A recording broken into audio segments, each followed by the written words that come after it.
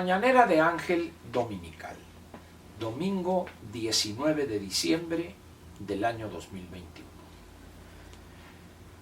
Primero, una sentida disculpa porque ayer la mañanera, que normalmente subo temprano por la mañana, la subí ya tarde en la noche, prácticamente, por un problema técnico que tuve ahí con mi computadora, mi Mac, y pues no lo podía resolver hasta que por fin ya encontré la solución. Algo hice mal ahí, pero ya quedó, entonces le ofrezco una disculpa por esa tardanza. Vayamos ahora al tema de hoy. A medida que pasan los días y nos acercamos a la Nochebuena y la Navidad y al fin de año, se ve complicado hablar de temas serios, entre comillas. Es decir, ¿a quién podría interesarle hoy, salvo a los integrantes del Círculo Rojo, las declaraciones de un individuo pequeño, mediocre como Ebrard, un hombre con un pasado tormentoso que ha amasado una gran fortuna, y afirmar con esa cachaza propia del político corrupto: se desmorona la democracia por la decisión que tomó el Consejo General del INE, 6 votos contra 5, para posponer la realización del proceso de revocación de mandato hasta en tanto la controversia constitucional no sea definida o resuelta por la Suprema Corte de Justicia. Y luego por allá, en una caja de resonancia que pues simplemente es repetir ese servilismo, esa actitud lacayuna de la anticientífica Sheinbaum, se lanza: la democracia se acaba porque el INE, etcétera, etcétera. Ante esos botones de muestra, quiero hacerle a usted esta pregunta. ¿Le gustaría vivir en otro país? Voy a tratar de explicarme. Yo no sé si le haya sucedido a usted, varón o dama que me escuchan, que en cierta etapa de su vida tenían algún ídolo o alguna ídolo y decían: yo quiero ser como ella o yo quiero ser como él. Y ahorita lo vemos todavía. Hay muchos varones dicen: es que a mí me gustaría ser como Brad Pitt.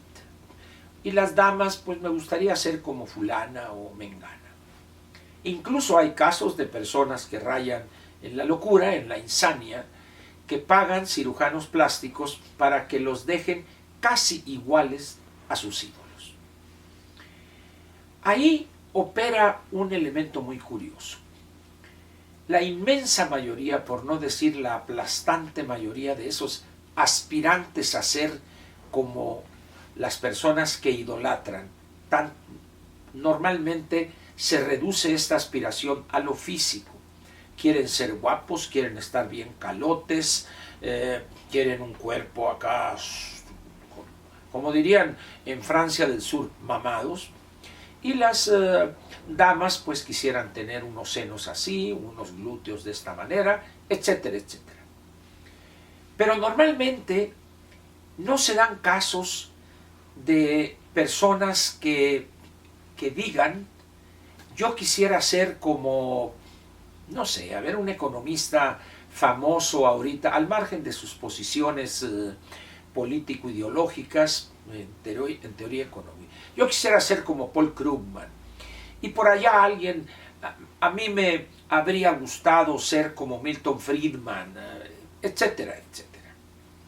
Normalmente tendemos a querer ser como lo físico de las personas, pero no aspiramos a ser en lo intelectual como esas personas. En ambos casos, mujeres y varones, se dice: quisiera yo ser como ese o como esa, pero nada hacen por efectivamente serlo. Por ejemplo, los varones pues dedicarse a hacer ejercicio o fisicoculturismo en algunos casos, cambiar sus hábitos alimenticios para tener un cuerpo que se acercaría a ese ídolo. Y en el caso de las damas, igual.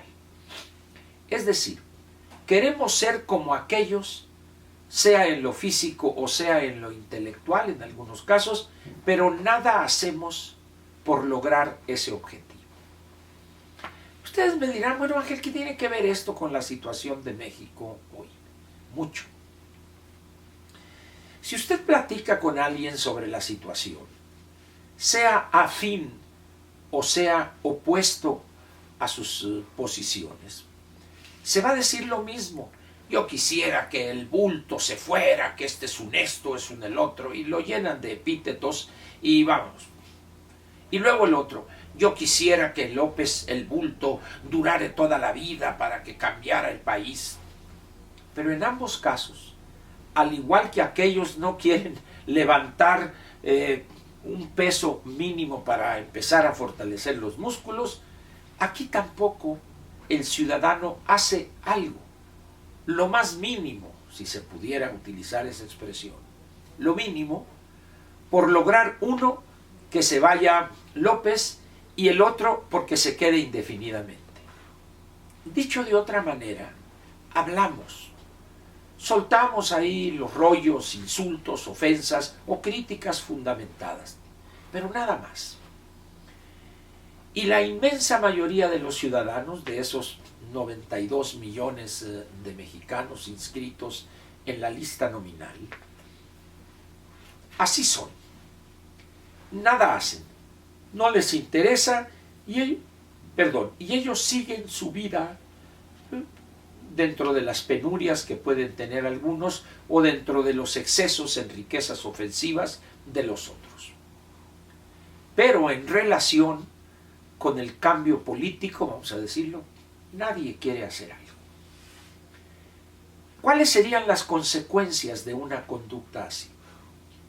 Así como en el caso de los varones que quieren parecerse a Brad Pitt o a Leonardo DiCaprio, nada sucede, ellos siguen siendo panzones, siguen siendo mofletudos, con papada así como la mía, ¿verdad?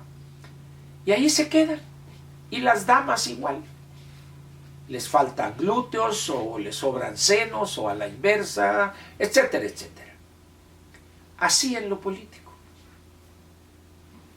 ¿Qué significa esto para México como país? Que no tenemos remedio. Por la sencilla razón de que no estamos dispuestos a hacer lo mínimo para lograr ese cambio positivo. No hay disposición. No queremos militar en los partidos, no queremos compartir nuestros puntos de vista con los de confianza, con amigos, con colegas, etc. Es decir, pensamos que casi de manera mágica habrá una conversión cercana a lo religioso para que México de repente se convierta en una democracia avanzada. Y eso facilita a la clase política seguir robando, seguir diciendo barbaridad y media como la de Ebrard y la anticientífica Sheinbaum, la del mismo Bulto, la de Mario Delgado. Siguen. ¿Por qué? Porque nadie está dispuesto a hacer lo mínimo para exhibirlos. Y como corolario de esta letanía de quejas, le pregunto ahora a usted, la que hice al principio, ¿en qué país le gustaría a usted vivir? ¿En verdad está contento en México con esto que ve y padece?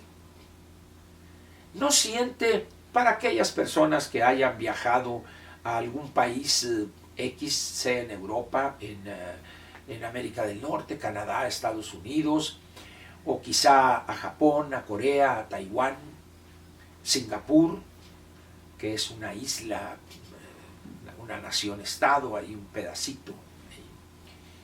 ¿No siente algo de envidia?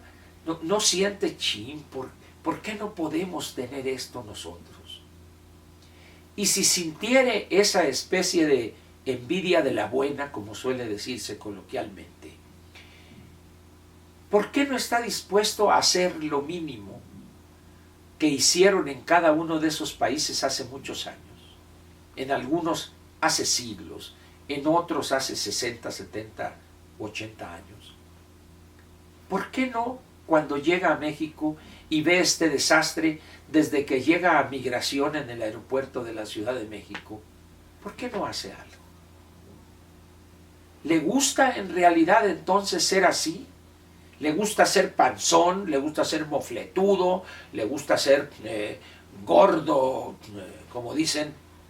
Porque pues es una friega querer ser como Brad Pitt. Mira, ¿no? El gimnasio y esto y lo mismo las señoras. No tengo para la cirugía plástica, aquel es muy peligroso. Ya viste lo que le pasó a Alejandra Guzmán, que le pusieron algo ahí en los glúteos y ya se andaba yendo al otro mundo, etc.